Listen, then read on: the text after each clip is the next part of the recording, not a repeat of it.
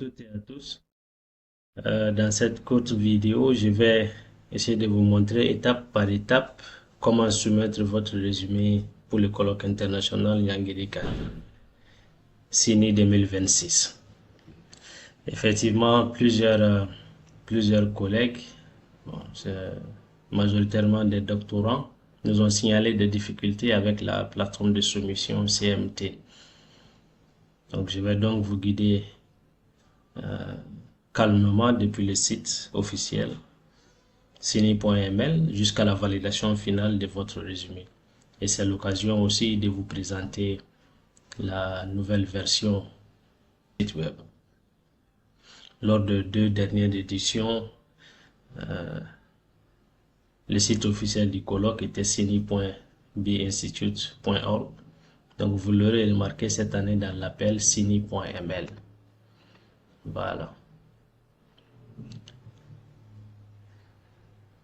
Donc, nous sommes ici sur le site officiel du colloque, cini.ml. Vous pouvez consulter les différentes sections.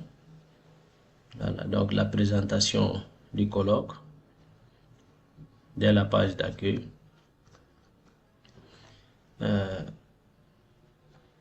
L'appel à communication. Donc, vous avez la version anglaise qui est téléchargeable et puis la version française. Le comité scientifique. Le comité d'organisation et aussi l'équipe du secrétariat. Donc, les différentes dates aussi importantes. Par exemple, le lancement de l'appel était le 31 janvier 2026 et les soumissions sont acceptées jusqu'au 6 juillet 2026 et les avis seront envoyés au fur et à mesure. Les informations pratiques concernant la soumission, donc le format du résumé, les modalités de soumission que nous allons couvrir dans cette vidéo, les types de présentation, même comment nommer les fichiers, les modalités de présentation et puis les langues du colloque qui sont le français et puis l'anglais, les modalités d'inscription, etc., etc. Donc, assurez-vous de bien lire ces détails avant toute soumission. Aussi, vous pouvez, si vous cliquez sur les éditions précédentes, donc vous pouvez accéder au programme, au livre des résumés, aux actes publiés des précédentes éditions. Par exemple, 2024. Donc, le site va basculer vers les infos et les éléments de l'édition 2024.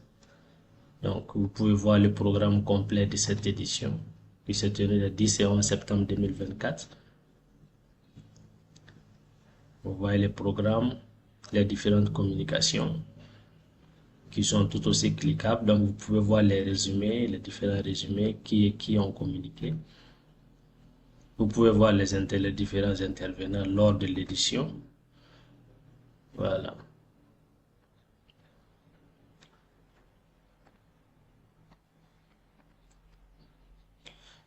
Et dans le téléchargement, donc l'appel à communication de l'édition 2024, les programmes, les actes du colloque qui sont publiés, ils sont aussi consultables directement.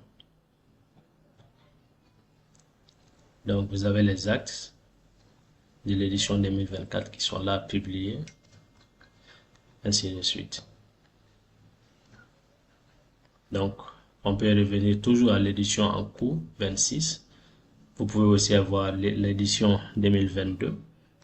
C'est le même principe. Donc, vous avez le programme, les activités. Donc, concernant la soumission maintenant,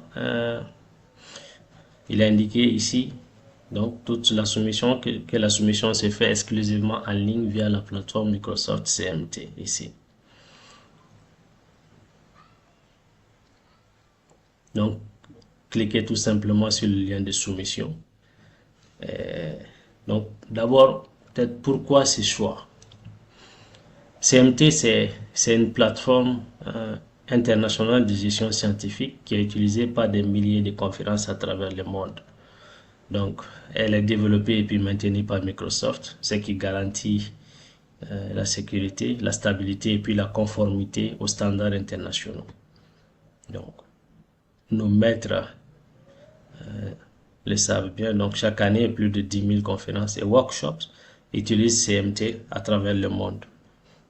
Et des centaines de milliers de chercheurs y soumettent leurs travaux. Donc, utiliser CMT, vraiment, ça permet, entre autres, une gestion anonyme et structurée des évaluations, une traçabilité complète des décisions et évidemment une meilleure transparence, une réduction des erreurs aussi et puis une protection des données. À l'inverse, les soumissions par email auxquelles nous sommes habitués, voilà, il peut y avoir des pertes de fichiers, des versions multiples non contrôlées, l'absence de traçabilité, difficultés d'archivage, erreurs d'attribution aux évaluateurs, etc., etc.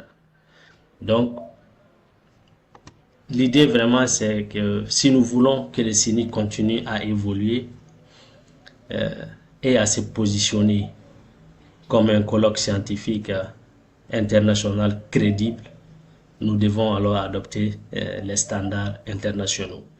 Donc cela implique d'abandonner progressivement les soumissions par email simple.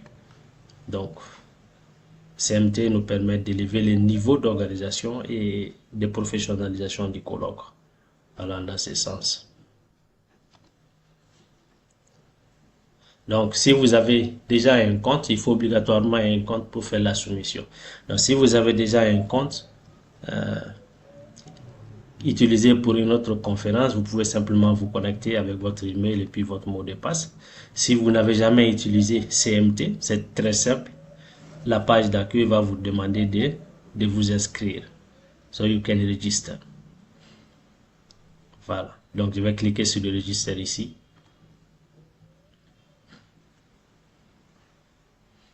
Donc, je n'ai qu'à renseigner mon email déjà. Donc, vous donnez votre email, un mot de passe.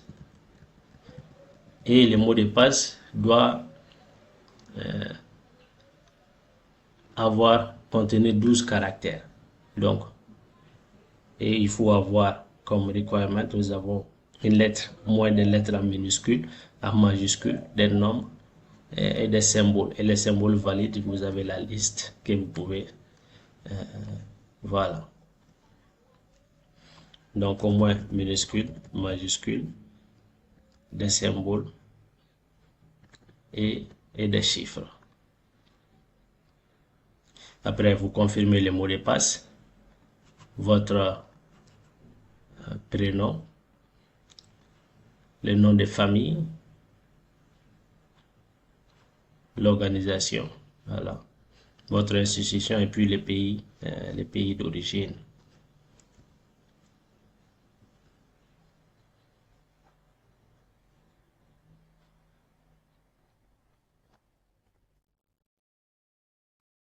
Mali par exemple. Donc vous avez le choix de donner des informations supplémentaires, par exemple à votre Google Scholar ID que vous pouvez simplement trouver via votre profil Google Scholar. Par exemple, si je vais dans mon profil, mon ID, c'est le texte qui va se trouver tout juste après user ici. Voilà. Donc ça c'est mon ID ici que je peux copier tout simplement et puis mettre ici comme Google Scholar ID. La même chose pour mon Org ID. Si je fais une Org ID Mahamadou Kanté, voilà. En principe, donc chacun a déjà un compte Org ID. Vous prenez tout juste l'ID et vous mettez l'ID. Voilà. Tout simplement. et vous vérifiez les captcha et vous vous enregistrez. C'est vraiment aussi simple que ça. Donc après la validation, vous recevrez un email de confirmation. Donc pensez à vérifier vos spams si nécessaire. Donc comme moi j'ai déjà un compte, je ne vais pas reprendre le processus. Je vais essayer de me connecter avec mon compte qui est là.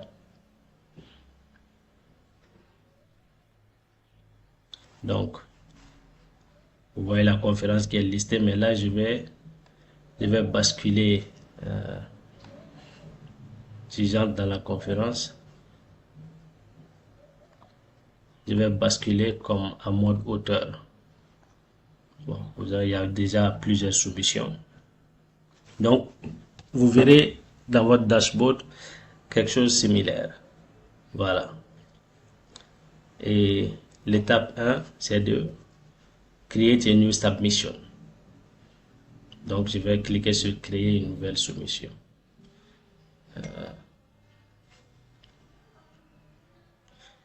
Donc, vous avez une petite description ici qui vous guide un peu. Donc, le 3e colloque aura lieu à Bamako, etc., qui porte sur X et Y. Donc, les titres de ma communication, mon résumé, je mets mon texte. Et vous copiez et collez simplement votre résumé dans les champs prévus. Voilà. Et respectez le nombre de mots indiqués dans l'appel. Donc, si le texte garde, un petit conseil, si le texte garde une mise en forme étrange, collez-le d'abord dans un bloc-notes, puis pour nettoyer les formats. Ensuite, les auteurs.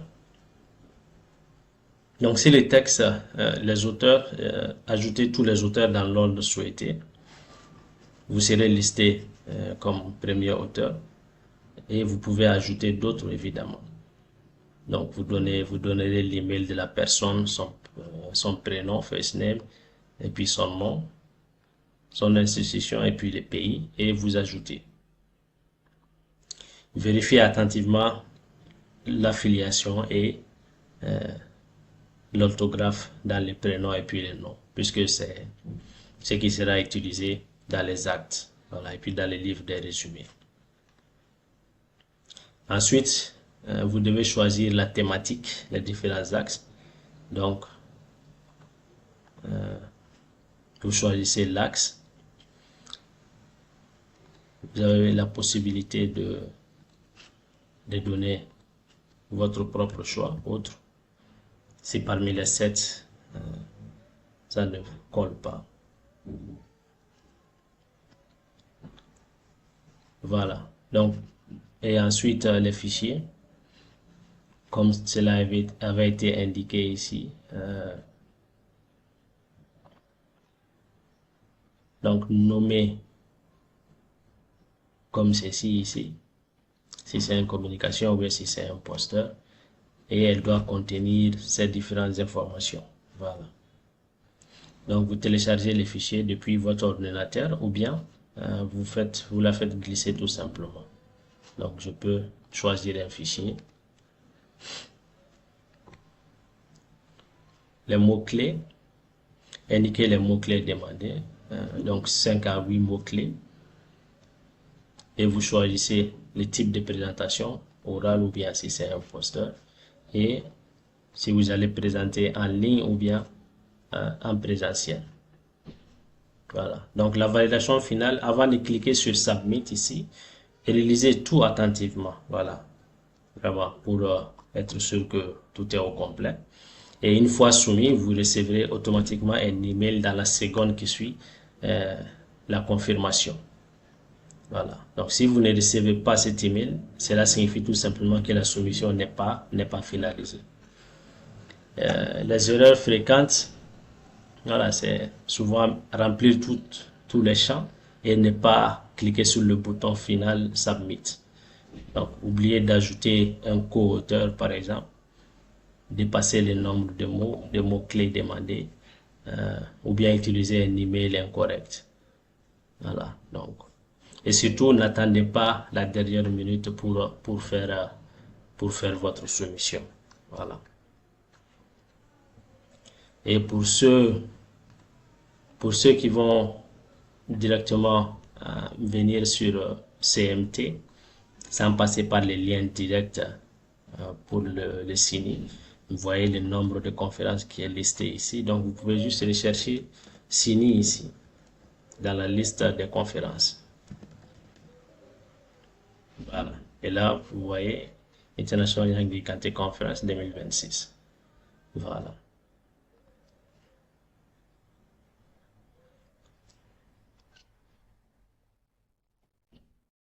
Donc, c'est vraiment tout ce que je voulais donner comme point de précision. Donc, si vous savez maintenant comment soumettre correctement votre résumé pour le CINI 2026. Donc, prenez le temps de préparer votre proposition avec rigueur. Et si vous rencontrez un problème technique réel, n'hésitez pas à contacter l'équipe via les coordonnées qui sont données sur le site web.